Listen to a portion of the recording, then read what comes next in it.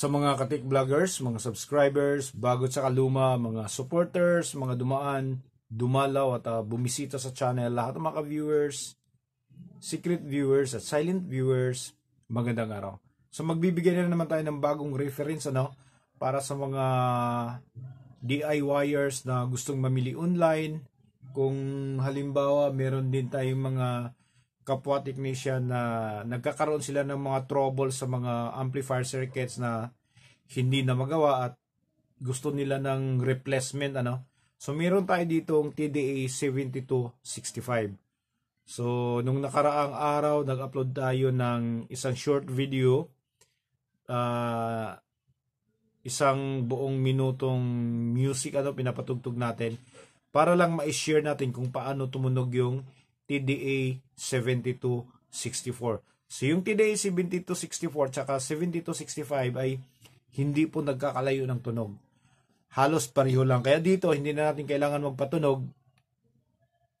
Yung audio lang yung natin. Papakita lang natin sa inyo kung paano magre-response yung ating 8 inches na woofer dito sa ating TDA 7265. Ano ba ang pinagkakaiba dito sa 7264?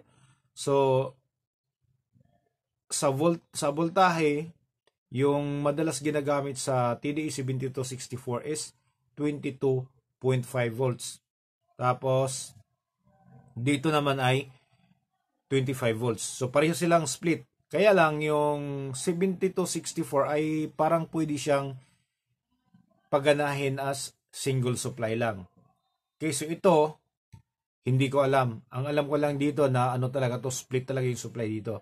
Tapos yung 64 naman ay siya, pareho yung wattage nito, 25 watts per channel at 8 ohms. So pareho lang sila. Kaya lang itong 65 ay bridgeable siya.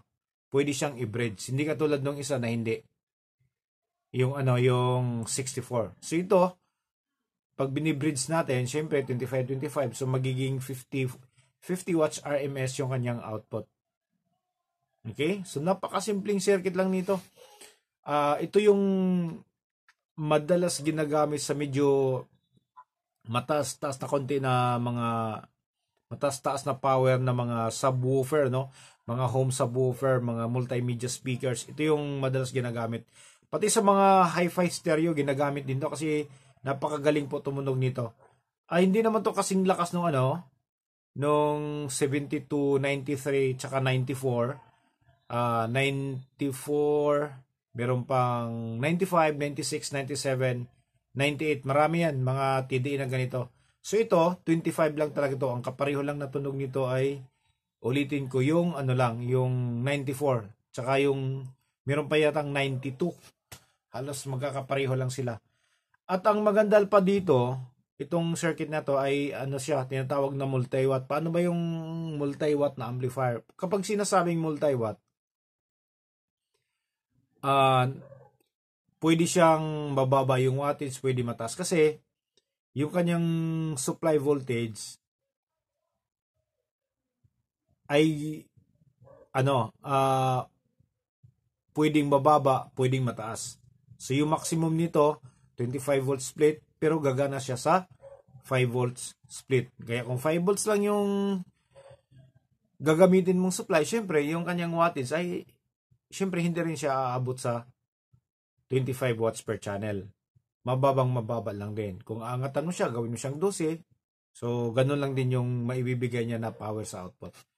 Okay, so ito ngayon, itatry natin, tingnan nyo ng maigi kung paano magre-response yung ating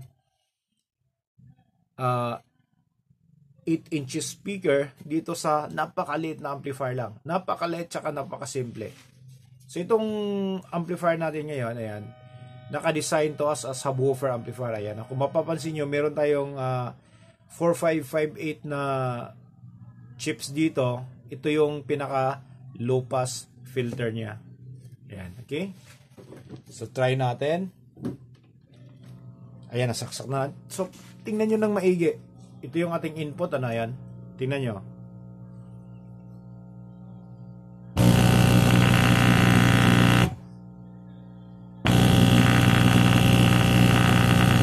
ba? Napakalakas sa isang napakaliit na amplifier circuit. Kaya lang kapag gusto niyo magbuo ng ganito, kapag medyo kung alanganin kayo sa heatsink, lagyan nyo na ng cooling fan dahil itong mga chips kasi na to, lalo na kapag naka-braids, ay nag-iinit po talaga ng gusto. Kaya kailangan natin na mamonitor yung kanyang temperature. Kung siguro sa ganito ka ganito kakapal na heatsink, ganito kalaki, pwede nang walang fan. Pero kung may yung mga aluminum na medyo ampaw ng konti, mas mainam na lagyan natin siya ng fan. Ulitin natin.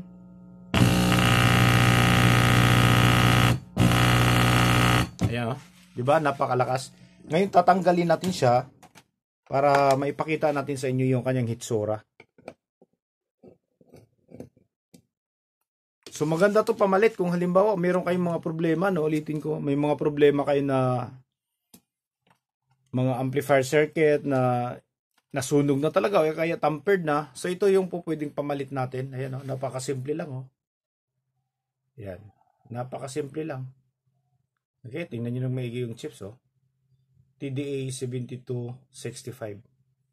Ayan. So ito yung kanyang low pass filter. Ayan. So yung supply nito ngayon ay wala pa sa maximum.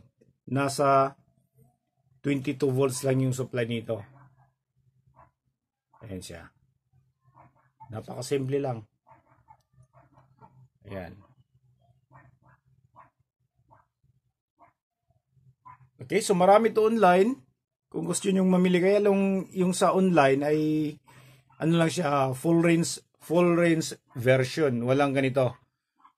Walang low pass filter, ganyan lang siya. Okay, so meron ding board lang. Kung gusto niyo bilhin na board lang, meron ding chips lang.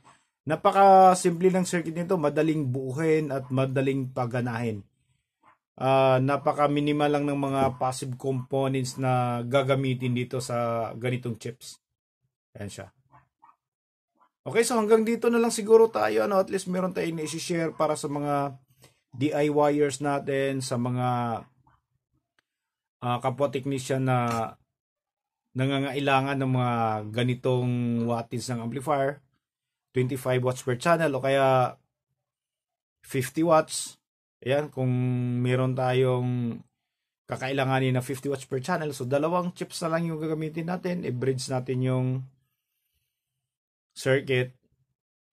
Ayan, saka wala na, okay na. So napakasimple kasi nito, 25 volts yung kanyang maximum voltage split. At napaka-available ngayon sa online o kahit saang mga physical electronic store na 24 volts, split 24 volts. So, madaling makahanap ng mga supply. Ayan. Okay, so hanggang dito na lang siguro tayo. Mag-comments down below na lang kung meron man tayong mga gustong malaman tungkol sa ganitong klase na amplifier. So, maraming salamat. God bless at bye-bye.